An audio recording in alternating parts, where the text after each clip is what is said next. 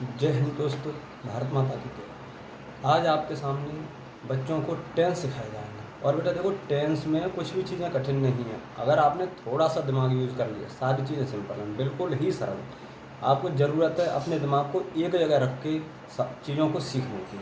अगर आप टेंस समझते हैं, टेंस सीखते हैं, तो आपको मुश्किल से 3 टेंस सीखने हैं और बाकी 12 टेंस आप कर सकते हैं।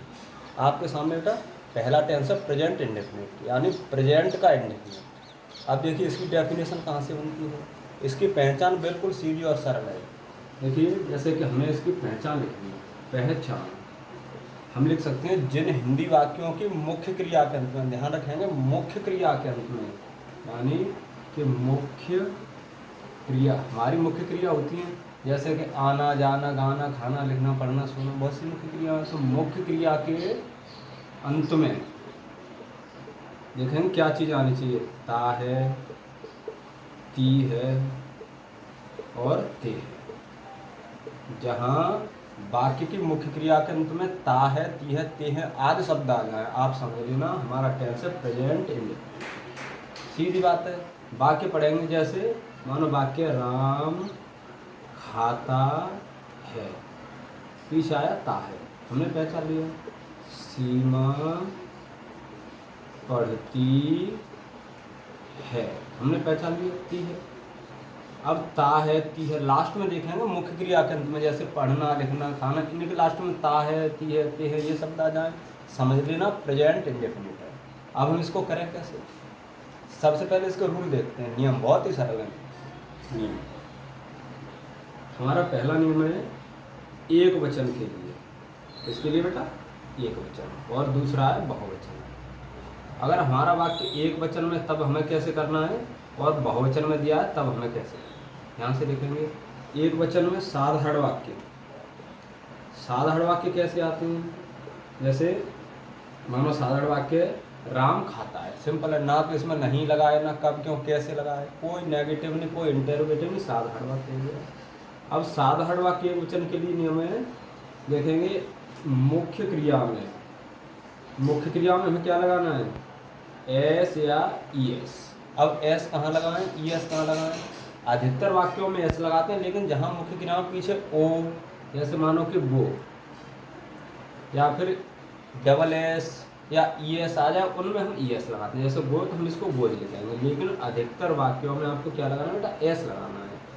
एक वचन करता साधारण वाक्य में मुख्य क्रिया के साथ एस या ई एस लगाएंगे। मानिए कि राम है, सेंटेंस है हमारा राम गीत गाता है, सीधा टेंस है, राम के लिए आपको राम लगाना है, राम। अब एक वचन साधारण वाक्य, मुख्य क्रिया क्या हमारी गाता है, हमें इन सभी के मीनिंग पता होना चाहिए। गाना एक वर्ब है, इसका मीनिंग है सिंग, तो राम सिंग ए सॉन्ग, राम की जगह राम आया। अब गाता है मुख्य क्रिया, सिंगुलर सब्जेक्ट है हमारा राम, तो इसमें आएगा सिंग्स, ऐसे ही यस लगाएंगे क्योंकि एक वचन साधारण वाक्य। तो राम सिंग्स ए सॉन्ग, ए क्यों लगाया, क्योंकि गीत एक काउंटेबल नाउन है। गीत जिन चीज़ों को हम मूल्यों पर गिन सकते हैं उनके आगे ए लगाएंगे, जिनको गिन नहीं सकते उनके आगे दा लगाते हैं। जैसे पेड़, बच्चे, लड़के या गीत, इनको गिन सकते इसलिए ए लगाया, इनको गिन नहीं सकते जैसे खाना पानी, इनके आगे क्या लगाएंगे, इनके आगे दा लगाते हैं। अब देखेंगे राम गीत गाता है, Ram sings a song, Ram की जगह राम, गाता है मेन वर्ब है, एक वचन सब्जेक्ट, साधारण वाक्य बिल्कुल, इसलिए गाता है कि मीनिंग में हमने एस लगा दिया। उसके बाद गीत है तो एस लग गया, ठीक है बेटा। अब इसके बाद देखते हैं अगर हमारा वाक्य ये नेगेटिव हो जाए, कैसा हो जाए, नेगेटिव। देखिए सेंटेंस होता मानिए, अब नेगेटिव नकारात्मक प्रश्नवाचक में करेंगे क्या, नकारात्मक या प्रश्नवाचक।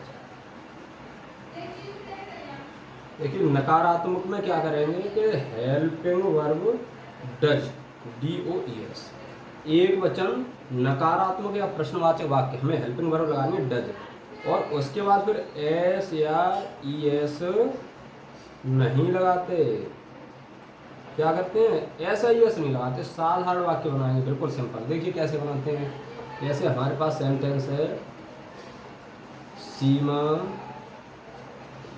दूध नहीं पीती है। सीमा दूध नहीं पीती है क्योंकि नहीं आया नेगेटिव सेंटेंस। जहाँ वाक्य में नहीं, ना, ये शब्द ना नेगेटिव है, अब नहीं आ गया, अब इसका में से ये नकारात्मक हो गया। एक वचन करता नकारात्मक वाक्य, हम क्या करेंगे कि हेल्पिंग वर्ब डज का यूज करेंगे और एस नहीं लगाएंगे। सीमा की जगह आप लिखेंगे सीमा। उसके बाद अब देखिए नेगेटिव है, हेल्पिंग वर्ब क्या लगेगा, डज। अच्छा ये डज क्यों लगा, क्योंकि एक वचन है। बहुवचन होता उसके लिए अलग बताएंगे, अभी एक वचन है डज, तो सीमा डज, अब नहीं के लिए नॉट। सीमा डज नॉट अब पीती है, पीना, पीना की हमें पता होना चाहिए। देखिए पीना का लिखा है ड्रिंक। ये सारी वर्ब आपको याद करनी पड़ेंगे। अगर आपको याद है आप बिल्कुल बिना किसी टेंशन के टेंस सीख सकते हैं आराम से, लेकिन याद नहीं तो थोड़ी दिक्कत आएगी। बेटा ये सभी नोट कर लेना, इनको अच्छे से देख के याद करना है इनको। सीमा की जगह सीमा, एक वचन सब्जेक्ट नहीं लगा हुआ है इसलिए डज नॉट। अब उसके बाद पीना के लिए क्या लगाएंगे, ड्रिंक, DRINK ड्रिंक। अब ऐसे नहीं लगाएंगे क्योंकि ये रूल है, नकारात्मक वाक्य या प्रश्नवाचक हेल्पिंग वर्ब डज, लेकिन ऐसे नहीं लगाते। Seema does not drink the milk.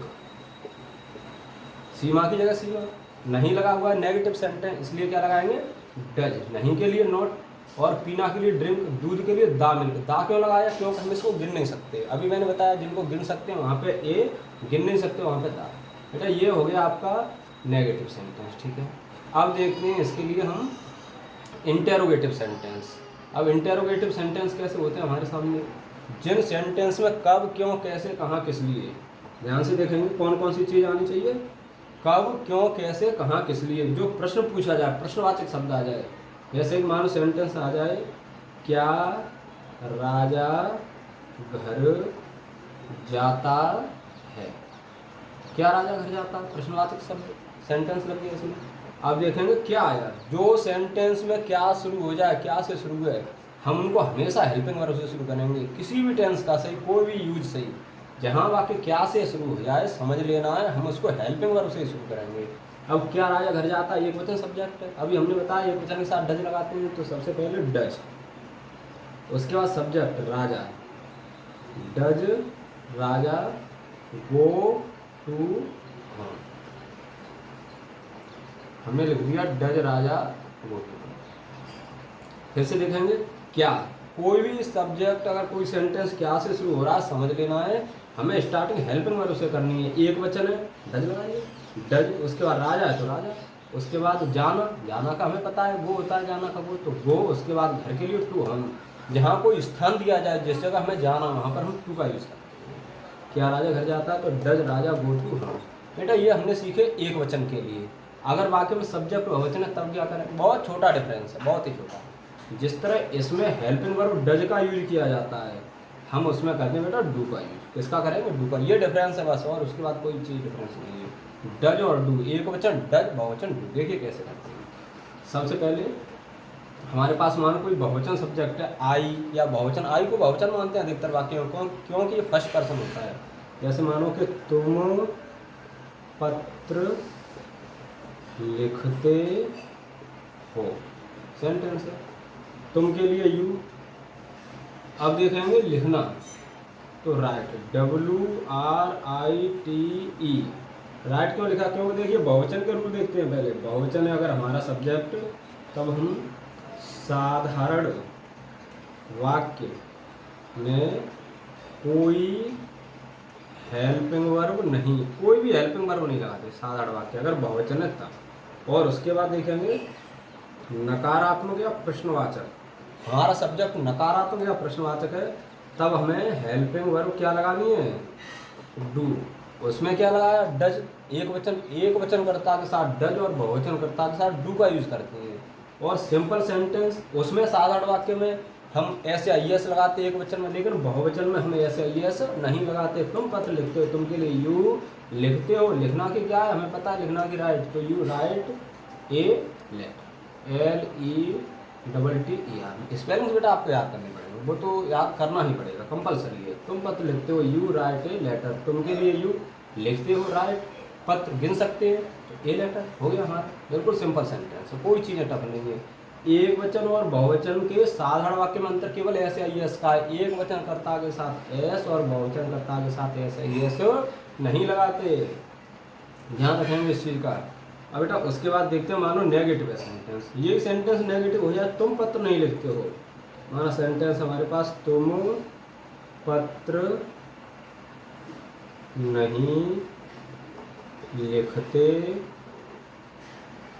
हो, तुम पत्र नहीं लिखते हो, नहीं आया नेगेटिव सेंटेंस। इसको कैसे बनाएंगे, सिंपल है बेटा बिल्कुल, यू डू नॉट, ध्यान रखेंगे डू नॉट, डू क्यों आया, क्योंकि ये बहुवचन है, तुम एक प्लूरल है और बहुवचन कर्ता के साथ डू लगाते हैं। अगर यहाँ एक वचन होता डज, इतना ही डिफरेंस है, एक वचन डज, बहुवचन है तो डू, यू डू नॉट। उसके बाद write a letter, LETTER, simple sentence है, तुम पत्र नहीं लिखते हो, तुम के लिए यू, हेल्पिंग वर्ब डू आएगा क्योंकि बहुवचन। उसके बाद नहीं के लिए नॉट, लिखना के लिए राइट और पत्र के लिए लेटर। हमारे पास सिंपल हो गया नेगेटिव। हम देखते हैं इंटेरोगेटिव, सेम उसी की तरह, जैसे अभी हमने एक वचन वाला बताया, सेम उसी की तरह आपको देखना है। मानो सेंटेंस है, क्या तुम पत्र लिखते हो, क्या तुम पत्र लिखते हो। इंटेरोगेटिव क्या से शुरू हुआ, जिस टेंस में कब, क्यों, कैसे, कहाँ, किस लिए, कोई भी शब्द आ जाए समझ लेना इंटेरोगेटिव है। और जहाँ क्या से स्टार्ट है, जैसा बेटा मैंने पहले बताया, हमेशा हेल्पिंग वर्ब से शुरू करेंगे आप, डू, क्योंकि बहुवचन है तो do you write, WRIT, do you write a letter, LETTER। क्या तुम पत्र लिखते हो, क्या हेल्पिंग वर्ब से शुरू, तो डू, तुम के लिए यू, उसके बाद पत्र लिखते हो तो राइट ए लेटर, सीधी बात है। बेटा हमारे साथ जुड़े रहिए, आपको हम इस तरह नए नए टेंस सिखाएंगे जो आपने पहले कभी नहीं पढ़े, और वो भी बहुत आसान तरीके से। आपको नई नई चीज़ें सीखने को मिलेंगी, नई चीज़ें देखने को मिलेंगी, और हर तरह के tense, active, passive, direct, indirect, grammar में जो भी चीज़ें आपके लिए कंपलसरी हैं, जो भी चीज़ें आपको ज़रूरी हैं, आप बस हमारी वीडियो को देखते रहिए और शेयर कीजिए प्लीज़, जिससे कि हमें थोड़ा मोटिवेशन मिले। और अगर आपके समझ में नहीं आया, वीडियो को एक बार देखिए, 2 बार, सारी चीज़ें क्लियर हो जाएंगी, क्योंकि ये चीज़ें आपको बहुत ही सरल तरीके से बताएगी बेटा। थैंक्स, धन्यवाद।